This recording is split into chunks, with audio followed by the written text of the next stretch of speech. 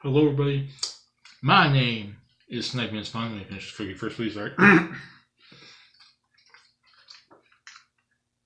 And I welcome all of you back to the official 13th character on this series of videos talking about various different newcomer ideas for the upcoming Super Smash Bros. Game on the Nintendo Switch. And this time we are talking about the King of the Kremlins himself from the Donkey Kong franchise, King K. Rool. A heavily requested villain character for the Smash Brothers series for the longest time now. I think he's been requested ever since probably day one, at least since Melee. I'm sure everyone's been requesting King K. Rool get in. And the closest they ever got was a costume for the Mii's in Smash Bros. 4 as DLC.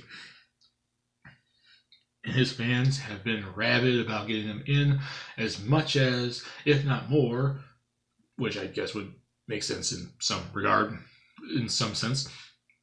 But at least, as much, if not more, than the fans that want Waluigi or want Ridley. He is one of the super heavily requested characters for the last, 3 Smash Brothers games. And every time they've turned him down, every time they've turned down Ridley and Waluigi, and I can see the fanboys of these characters just grabbing like, Sakurai, put these characters in the games, damn it.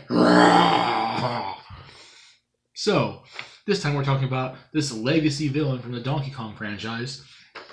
And just like 3 different categories I basically did for every other character on this list, from Rex and Paper Mario to Crash and freaking Waluigi, I'm talking about 3 different categories for this character. 1, why do they make sense for Smash Bros? 2, moves and ideas, and 3, percentage chance I can see them getting in. Why does King K. Rool make sense to be in, the Smash Bros. Franchise? Well, he is a popular, heavily requested character, and that does make sense to include him, but like I said multiple times, I don't value popularity and demand over relevancy and push from Nintendo, so not saying I don't value it at all, and I've said this multiple times, and if people are misinterpreting this, I'm not saying I don't value popularity and demand at all. I'm just saying I value it less because Nintendo kind of has their way of what characters do they want in the series. Sakurai has an idea of what character he wants. It's not all about pleasing the fans, because then the roster is a hodgepodge mess and it's whatever. But popularity and demand, he is one of the most heavily requested characters, and I agree. I am a big major fan of him. I grew up with the Donkey Kong franchise, the Donkey Kong Country franchise, and he was that villain centerfold for me back then, just like Bowser was when I was playing the Mario games growing up in the early 90s with the Super Nintendo.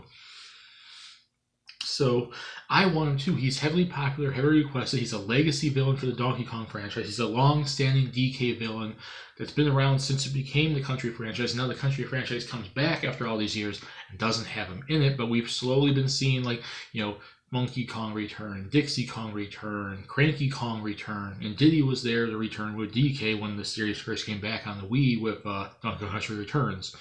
So they're slowly inching their way back with the characters that defined the franchise back then, so that since he's a long-standing villain, chances are one day we're actually going to see him return, maybe in the next Donkey Kong Country game. Maybe they'll make a sequel to Tropical Freeze on the Switch, so maybe he'll be in that game. Maybe he'll be the villain. Maybe they'll make him a playable character and it's DK and King K. Rool that have to team up against a new villain. Maybe they have to become friends, they have to become allies, like how they did Crash Bandicoot with Neo Cortex before, like in Twin Sanity.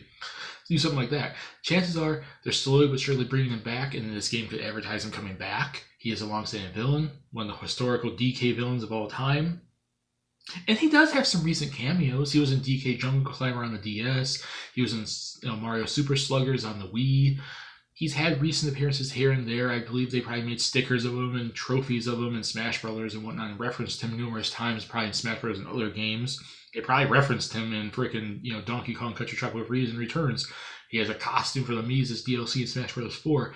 He has recent cameos. He has recent uses. He's a long-standing villain, and chances are they're slowly but surely bringing back all these other Kongs for the Donkey Kong Country franchise. Retro is probably, if they're going to do another Donkey Kong Country game, probably going to bring him back as either the villain or he's going to be teaming up with Donkey Kong against a new original villain.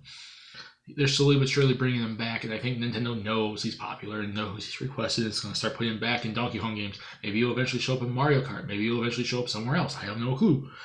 I don't know Nintendo. You can't really predict that, like what games they're going to come out with. So that's why I feel he makes sense to be in Smash Bros. At this point.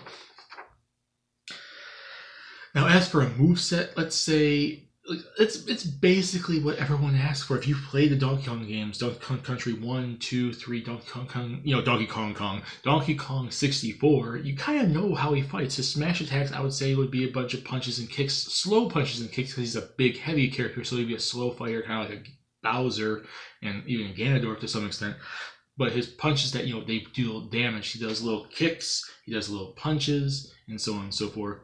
And maybe you could have his running charge, like how in the boss battle in the first game where he does that running charge across the stage. If you get hit by it, you get hurt. Maybe you could do like a running charge where you have to charge it up and he just dashes forward. And how long you charge it could be how long the distance is, either a short distance, medium, or long. And if you're in the way, you're going to get run over, so you get hurt by his charge. And the boxing gloves would make sense here too from the boss fight in Donkey Kong 64. So I'd say standard punches and kicks, claw slashes, running charge, the boxing gloves, that'd be his smash attacks, which is a little bit more original and different than most characters I've talked about in terms of smash attacks. Like I basically stated, smash attacks are not all that interesting. Special attacks is when we're going to start getting into basically like his throwing crown ability from Donkey Kong Country 1, his blunderbuss gun cannonball thing from Donkey Kong Country 2, the helicopter pack from Donkey Kong Country 3. The helicopter pack could probably be his way of jumping up in the air and saving himself from falling off the stage too. He gets off the helicopter and just flies back up to the stage. He has a long distance like of his cannonball gun, the blunderbuss, and he could throw with the crown. So basically, he has ranged attacks too. He could throw the crown, use his gun, he could use the helicopter to move across the stage, at least save himself from falling off of it for that matter. And that's about it. Like all the little doodads, like, if you've seen a boss battle with him in any of the Donkey Kong Country games, focus on that being his special attacks, all the villainous things he's done, all the different items and weapons he uses. That's where I think his special attacks would be, good. And then make his random claw slashes, punches, kicks, the charge thing, and obviously boxing gloves for his smash attacks. Now, in terms of a final smash, the only thing I could really think of for him, and there's multiple different ones you could think of, but I think one would be kind of representing him as this villainous character, is kind of give him what King Dedede had in Brawl. Because in Brawl, King Dedede, basically, his final smash was kind of useless for that matter. And summoning Wild Doos and Wild D's that storm the stage. That's basically what it was. They came down and they kind of hurt. Unlike that, which isn't useless, I would say he summons Kremlins, all the different forms of Kremlins. If you play Donkey Kong game, there's various different crocodile, creature, lizard, monster things. They storm the stage, they target players, they target the opponents, and they just gang attack them with attacks, and you have to try to dodge them. And he can either stand there and be moving around himself and helping them attack, or he can probably make it where he sits on some high throne as a king behind the stage. He just watches his minions all just tear his opponents apart. Either or, he could either join in and attack them, or he can make him where he just sits on his king's crown. He's like, my minions are destroying them. Evil villainous thing. I don't know. That's the only thing I really could think of for his final smash. Now, in terms of a percentage I could see him in, it's higher than someone like Waluigi and Ridley, but it's not as high as basically like a Paper Mario or a Spring Man or Decidueye or Rex or a Fire Emblem 16 character or whatnot. And I know some people will probably hate me for saying that. I'm giving him the same percentage I gave Dixie Kong, a 75% chance, because I think they're equal in a way.